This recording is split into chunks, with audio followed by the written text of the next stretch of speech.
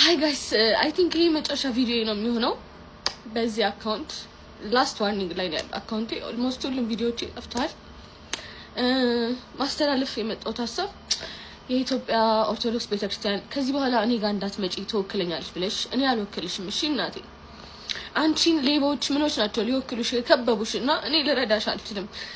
እነሱ 30-60 እየተካፈሉ ከነዲያን ጋር እነሱ ይጠብቁሽ። እኔ መጥቼ ካስቀደስኩብሽ ጸበል ከተጠመቅኩብሽ እናት ከሆንሽኝ ለኔ ቤተክርስቲያን ይበቂ ነሽ። ዝም ብላችሁ እንጂ እኔ የገዳም ማስታወቂያ ከሰራው ዘመን የለኝም ነበር። እኔ እኮ ተጠግቼ አምላኬን ፈልጌ ተጠግቼ ጭራሽ ከአምላኬ ርቄ የቤቱ ተክሏ መሆኑን ስታስተምሩኝ ትቼ ወጥቼ መጨፈር ከጀመርኩ ቆይቻለሁ። ዝም ብላችሁ የተነሳችሁብኝ። ስለዚህ ሃይማኖተኞችም ለእናንተ የሚሆን ፔጅ አይደለም። እዚህ ፔጅ ላይ አይዘመርም ምን አይልም። ቲክቶክ ላይ ስመጣ እኔ እንደውም እምነትም የለኝም። ከዚህ በኋላ ከመጣው ነው ወደ ዩቲዩብ መሄድም ይመስለኛል። ዩቲዩብ ልከፍት እያሰብኩኝ ነው።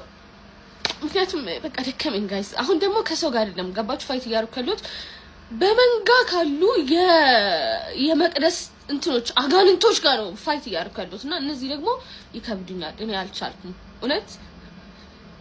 እኔ ቦኒ ታድለሽ ማለት ጀመርኩኝ ዛሬና ከፋኝ እንደዚህ ማለት የራሱ። ስለዚህ አትምጡብኝ እሺ። እኔ ጋር መጣችሁ ምንም የምካፈላችሁ ነገር የለም። በጣም ብዙ ቲክቶከሮች አሉ እስካሁን የገዳም ማስታወቂያ የሚሰሩ ከነሱ ጋር ጨርሱ። እኔ አልፈልግም፣ አልሰራም። ጠልቼው ነው የወጣሁት። መጨፈሩ መርጫለሁ። ብር ከመብላት ከገዳማውያን ከነዲያን ብር ከመብላት መጨፈሩን መርመጥመጡን ሞክሬያለሁ። ከ10 ጻድቅ ጋር ከመዋል ከመቶ ኃጢአተኛ ጋር መዋል መርጫለሁ። አምላኬንም እዛ ነው ያገኘሁት። ስለዚህ ተመችቶኛል። አታስቡልኝ ለኔ። ከዚህ በኋላ ግን መዝሙር ስለማታዩ እኔም ስለማልሰራባችሁ አንፎሎ አድርጋችሁ ከፔጅ ወጡ እሺ። ስንት አይነት ብልግና በሚሰራበት አገር የአንድን ሴት ልጅ ህይወት ለማጥፋት ይሄን ያህል ከፍና ዝቅ አትበሉ።